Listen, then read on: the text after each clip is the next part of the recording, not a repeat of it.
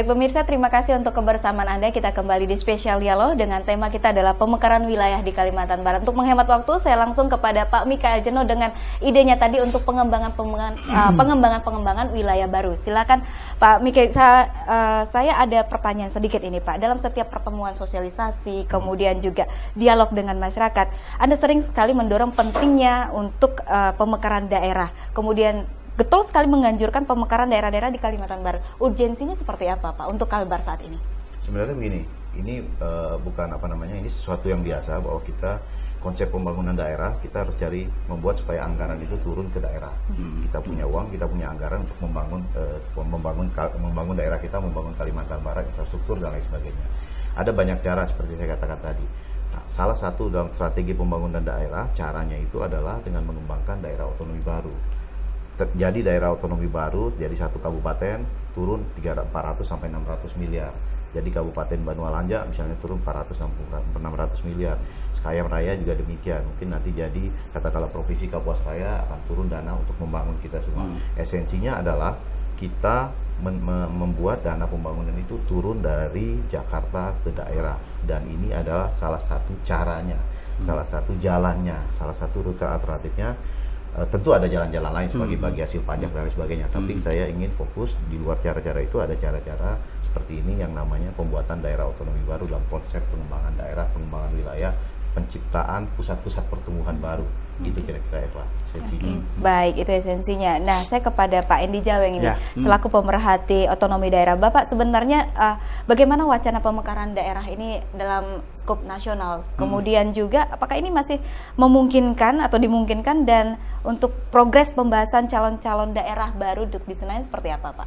Ya, kalau kita lihat sejak 99 itu per hari ini sudah terbentuk 219 daerah otonom baru. 219 otonomi daerah baru, dan kemudian dalam desain besar penataan daerah atau yang selalu disebut Desartada itu, pemerintah akan merencanakan masih perlu pemekaran beberapa lagi, yaitu sekitar 54 kabupaten kota dan sekitar 11 provinsi.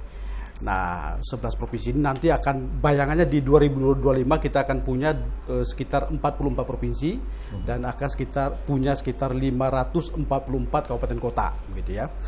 Kemudian tahapannya adalah sekarang ini dianggap masa moratorium. Untuk kemudian mulai 2015 nanti DPR yang baru, pemerintah yang baru, itu kita masuk ke beberapa usulan yang perlu dibahas, termasuk 2 diantaranya adalah kabupaten kota di Kalimantan Barat dan 1 provinsi.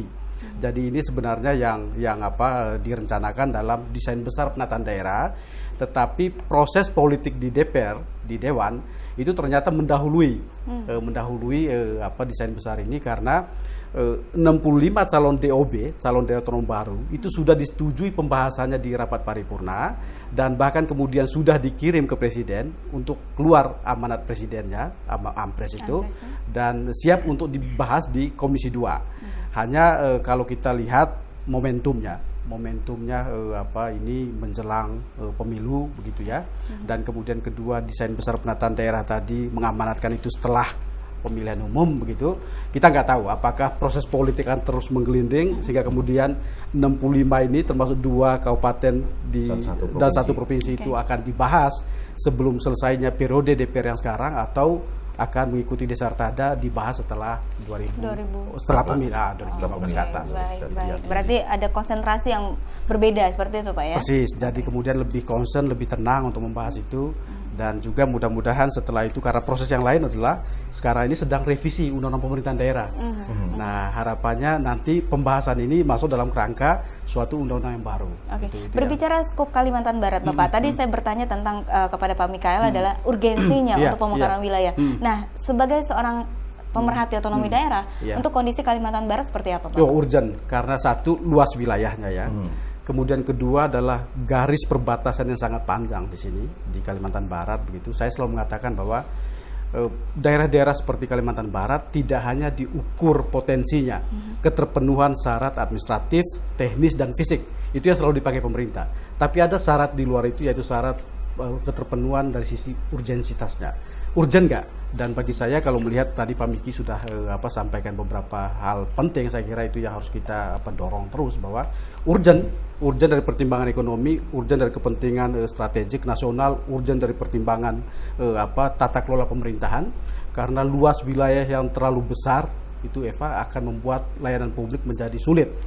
Jadi poin kita adalah bagaimana membawa negara lebih dekat kepada masyarakat. Okay. Nah, salah satu instrumennya adalah dengan pemekaran tadi, pusat-pusat birokrasi itu menjadi lebih dekat dengan kepentingan masyarakat. Oke, berarti sudah mencakup ke kriterianya sudah masuk begitu ya. Saya Iya. kepada Pak Cornelius Kim Hadan, ini menarik nih. Malam hari ini Bapak hadir Pelaku bersama sejarah. kita. Ya, pelaku sejarah. Anda dikenal sebagai mantan birokrat dan juga pelaku sejarah, seorang inisiator untuk bisa tokoh pemekaran di beberapa daerah di Kalimantan Barat. Boleh kita sebut ada Kabupaten Landak sekarang, Kuburaya, kemudian Kayong Utara. Bercerita dengan kita, Pak, pengalaman Anda mengawal proses pembentukan daerah-daerah tersebut. Silakan. Baik, Mbak Eva, jadi pada kesempatan ini yang terkait dengan topik pemekaran wilayah di Kalbar, saya sangat berterima kasih sudah datang di sini, dan minimal masyarakat luas mengetahui urgensi daripada adanya pemekaran. Nah, pada saat tahun 99, ya mungkin beriringan dengan masa reformasi, itu memberikan peluang besar bagi semua daerah untuk dapat mengambil manfaat. Salah satunya adalah pemekaran wilayah. Jadi kalau ditanya bagaimana sejarah pemekaran wilayah pertama kali, ini untuk di Kalimantan Barat. Karena yang pertama itu ada sebenarnya percontohan kota administratif Singkawang pada saat itu. Dan itu hanya contoh saja, tetapi yang secara otonomi itu dimulai dengan Kabupaten Pontianak. Nah, apa yang menjadi inti sehingga Kabupaten Pontianak bisa dimekarkan menjadi Kabupaten Landak saat itu sebenarnya? Jadi hanya berjalan 1 tahun, 99 sampai tahun 2000, itu proses pemekaran sudah bisa selesai. Kurang setahun. Kurang setahun, kurang lebih 9 bulan 9 itu bulan. pemekaran sudah dapat diselesaikan dan dilalui. Pertanyaannya, kenapa begitu cepat? Ya, pertama karena regulasi memungkinkan untuk itu, dan kepentingan politik pada saat itu di pemerintah pusat juga tidak begitu besar. Awal-awal reformasi. Karena awal-awal reformasi itu yang sangat menguntungkan. Iya, Oke. iya. Yang kedua, memang saya sampai sekarang sangat memuji dengan masyarakat Kabupaten Landak yang sekarang ini ada. Kompak. Kekompakan itulah yang menjadi dasar mereka sehingga mampu mewujudkan menjadi satu kabupaten. Tapi tidak sekedar kompak, mereka ambisius juga membentuk tim-tim di dalam kabupaten, baik tim formal maupun informal, melalui lembaga-lembaga swadaya masyarakat, dewan adat, kemudian dewan pakar mereka di kabupaten. Nah, kemudian komitmen ini terbangun. Dan inilah yang kemudian disodorkan dengan Kabupaten Induk saat itu adalah Mempawah, berada di Mempawah. Dan kebetulan saya menjadi bupati, kita merespon. Nah, kita langsung menganggarkan. Nah, ini komitmen, kan ada komitmen. Rakyat sudah punya keinginan, berarti kita juga dari pemerintah punya komitmen juga. Dalam bentuk anggaran. Jadi gayung bersambut ini. Oke. Jadi rakyat punya minat, kita nyiapkan pendanaan pada saat itu, kalau nggak saya lupa, itu 1,5 miliar. Oke. Nah, jangka waktu sekian bulan, hanya 7 bulan ini proses bergulir. Ya, saya masih ingat pada saat itu Pak Abi Kusno, mudah-mudahan dia mendengar ini. Sejarah soalnya, sejarah. Pelaku sejarah ini juga yang pertama di Kalimantan Barat. Abi Kusno Borneo dengan gigihnya, tidak memandang suku, tidak memandang agama, semua berkehendak. Nah, berarti di sini ada keterlibatan masyarakat umum luas, organisasi masyarakat, dan stakeholder. Ya. Adalah perwakilan anggota-anggota DPR yang asal Landak saat itu yang ada di Mempawah. Ini mereka getol untuk menyuarakan. Dan apa buahnya? Memang hasilnya, saya kira Yang kita lihat Kita sekarang tahu gitu sekarang. kondisinya ya. Jadi Sejarah apa mencatat. kuncinya? Kuncinya adalah komitmen. Oke. Yang kedua adalah yang terkait dengan aspirasi sampai ke lapisan bawah. Jadi bukan hanya di atas, Bukan hanya elit. bukan hanya elit, tapi yang bawah ini. Kemudian waktu, ada target waktu. Kemudian lagi berikutnya, ya pendanaan. Dan inisiatif pendanaan ini Gotong ternyata royong. bukan hanya dari Pemda, akan tetapi gotong royong Gotong masyarakat, royong masyarakat. ada gitu Baik, untuk baik. biaya tim. Baik. Nah, yang terakhir adalah mengikuti perkembangan administrasi ini secara prosedural, mulai dari provinsi sampai ke pemerintah pusat yang disebut mengawal. Nah, gitu yang ya, kata baik. mengawal ini, jadi tepat waktu, ukuran waktunya tuh harus kapan terjadi. Jadi saya kira ini sejarah singkat, sehingga landak sekarang bisa kita lihat seperti begini. Kemudian awal mula pemekaran ini mulailah bergaung juga ke Bengkayang, Sambas, kemudian Sambas, bergaunglah Bengkayang. menjadi juga Kuburaya. Melawi, Iya. kemudian Kayong Utara, Kayong Utara. dan kemudian Kuburaya. Kuburaya. Ya. Baik. Jadi pertama ya Pak Kemal ya. Iya, Pertama Kenapa sebagai ya? pionir juga. nih. Pionir. Landak Pak ya Iya. pertama. Saya kepada, baik, saya kepada Pak Pemicu. Mikael. Nah, Oke. oke. Pemicu, provokator juga.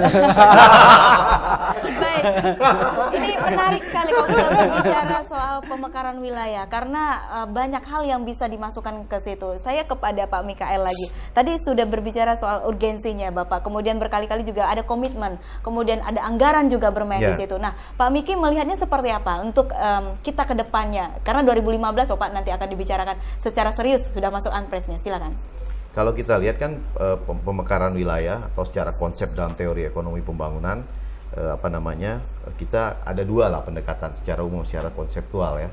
Saya kalau regulasi ini abang ini yang lebih tahu nih, tapi saya bicara karena saya punya latar belakang, saya juga sebagai saya dulu sekolah di urban and regional planning, jadi saya memang pengembangan wilayah, pengembangan kota, pengembangan daerah itu saya punya pengalaman pribadi paling tidak jadi ahli planologi itu sekitar 7-8 tahun. Jadi kita membuat juga daerah-daerah di Aceh saya pernah, di Medan saya pernah, di Sulawesi, di Kalimantan juga pernah. Walaupun sekarang udah tidak jadi ahli planologi, sekarang profesinya berbeda. Tapi paling tidak konseptualnya adalah kita pengembangan wilayah itu ada dua pendekatan sebenarnya secara konsep teori ekonomi wilayah gitu. Satu adalah pengembangan untuk kemakmuran, welfare. Satu lagi pendekatannya adalah kalau kita bicara di Kalimantan Barat ada daerah perbatasan dengan negara tetangga kita, tentu pendekatannya adalah security gitu. Pendekatan yang welfare itu sederhana, terkait dengan tadi Eva, anggaran pembangunan. Karena kan kita ingin anggaran pembangunan itu lebih banyak turun ke daerah kita gitu. Dari pusat sana, karena uang di pusat ini kan yang turun ke daerah kan hanya sebagian kecil. Nah, kita ingin buat ini turun melalui pendekatan dengan pengembangan wilayah. Itu pendekatan yang welfare. Pendekatan welfare ini artinya adalah kita buat pusat-pusat pertumbuhan baru di wilayah-wilayah kita di Kalimantan Barat, di pedalaman dan terutama juga di perbatasan. Dengan adanya pusat-pusat pertumbuhan baru ini, ekonomi wilayahnya akan berkembang. Kira-kira seperti itulah. Kita pusat pertumbuhan baru itu dalam bentuk daerah otonomi baru. Jadi daerah otonomi baru, kabupaten baru itu menjadi pusat pertumbuhan baru. Ada kabupaten baru juga di Banwalanja, ini akan men-trigger, akan memicu pertumbuhan di arah sana. Ada kabupaten baru katakanlah di Sekayam, di perbatasan, ini juga akan men-trigger, lebih memacu pertumbuhan ekonomi ke arah sana. Anggaran turun, ekonominya akan bergerak. Karena kan kita ujungnya adalah kita berjuang untuk kesejahteraan rakyat. Ini kan sesuatu yang abstrak yang harus kita turunkan dalam bentuk yang lebih real. Apa itu? Yaitu daerah otonomi baru, anggaran turun, jadi pusat pertumbuhan, jadi pusat ekonomi, berkembang. Itulah esensi berjuang untuk kesejahteraan rakyat. Oke, baik. Salus populi suprema lex. Itu kan ajaran gereja kan untuk kita. Baik, ini menarik sekali karena diskusi kita sudah sampai menyebut masyarakat, kesejahteraan rakyat seperti itu. Nah, terkait soal pengembangan wilayah ini terkadang juga ada plus minusnya nih Pak, terkait soal anggaran, kemudian juga perkembangan, kemudian juga asumsi-asumsi lainnya. Tapi nanti di segmen selanjutnya untuk menjelaskan. Baik pemirsa, tetap bersama kami, Spesial Dialog akan segera kembali.